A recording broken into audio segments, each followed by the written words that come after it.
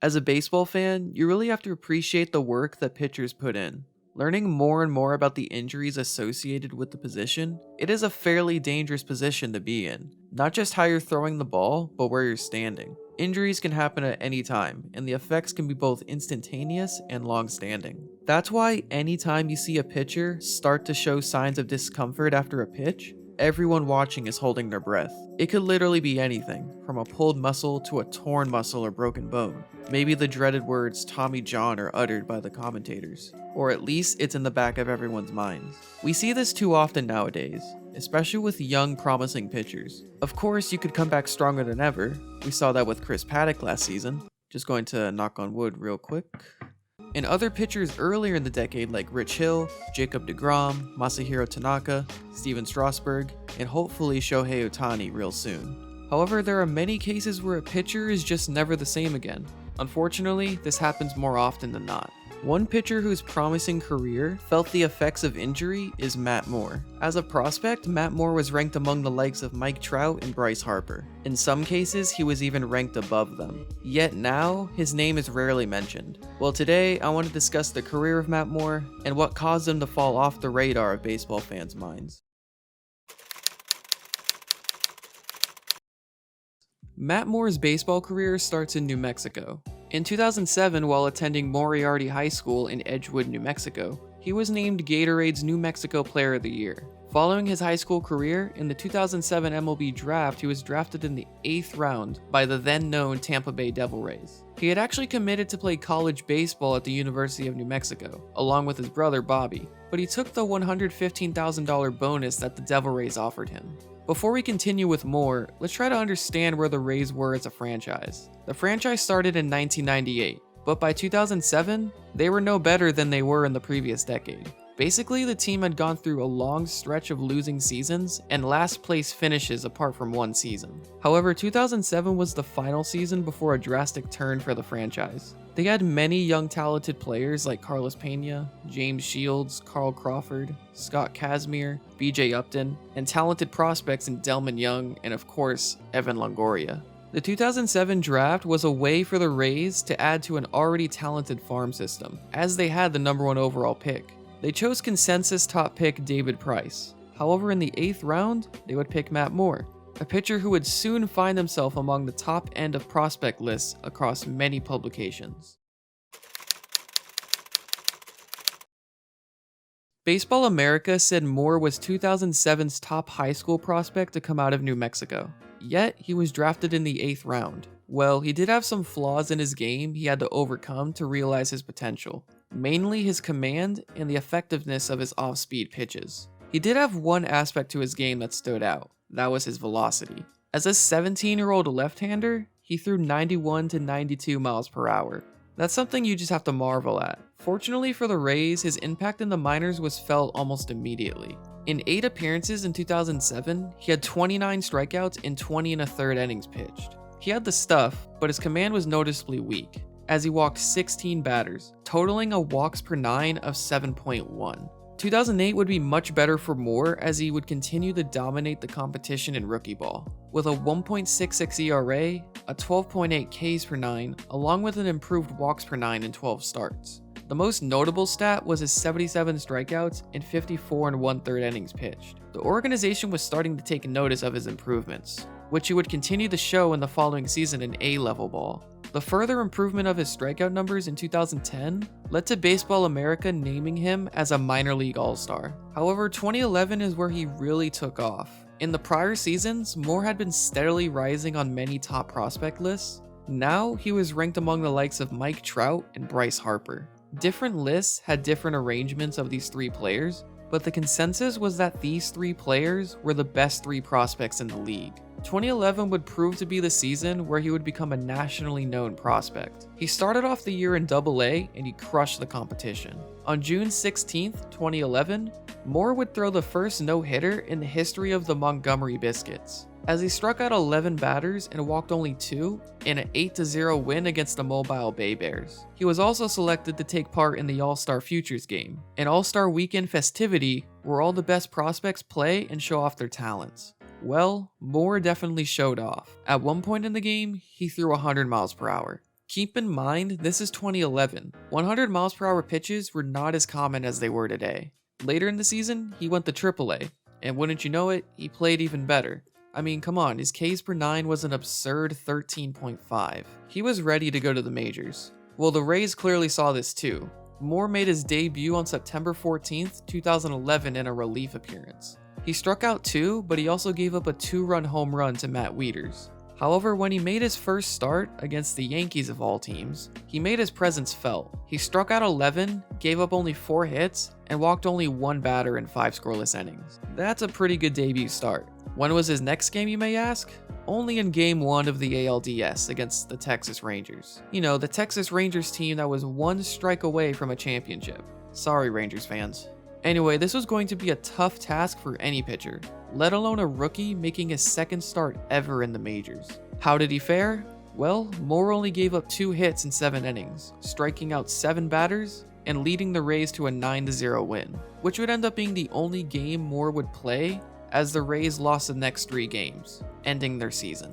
However, Matt Moore gave the Rays and Rays fans hope. They had many good players on that team, and they were destined to be a playoff contender for years to come, with Moore leading the way. Well, at least that's what the Rays front office felt, as they gave Moore a 5-year, $14 million contract in that same offseason. The contract also had club options that can make the contract up to 8 years long, and being worth $39.5 million.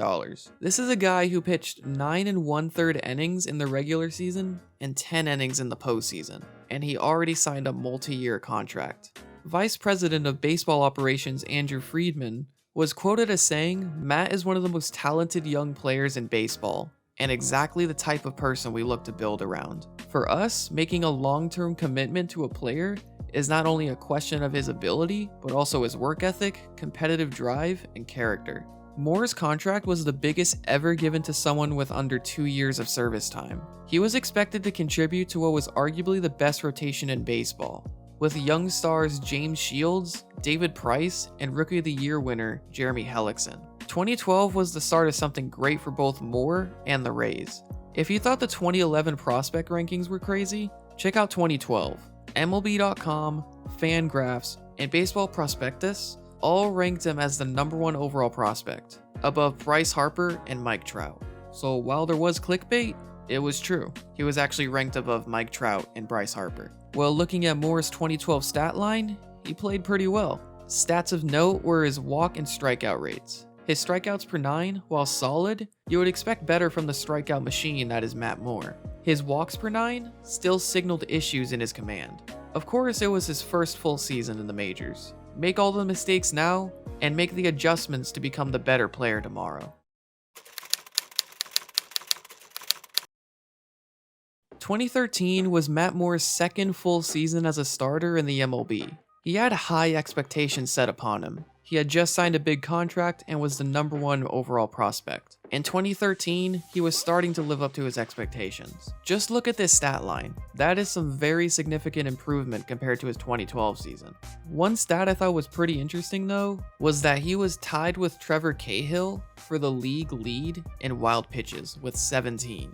Also, his Ks per 9 actually decreased and his walks per 9 actually increased. However, that does not take away from the impressive overall season. This season allowed Moore to be an all-star, along with his teammate Ben Zobrist. Unfortunately for the Rays, the team would lose in the ALDS in 4 games. Matt Moore pitched Game 1, and it wasn't pretty. The past few years for the Rays have ended in disappointment, but the team was still buzzing with young talent. 2014 was going to be the year. Matt Moore was going to keep improving, making his contract even more of a steal for the Rays organization. I mean, the Rays were unlikely to lose money on Moore's contract. The worst case scenario was Moore missing significant time due to injury.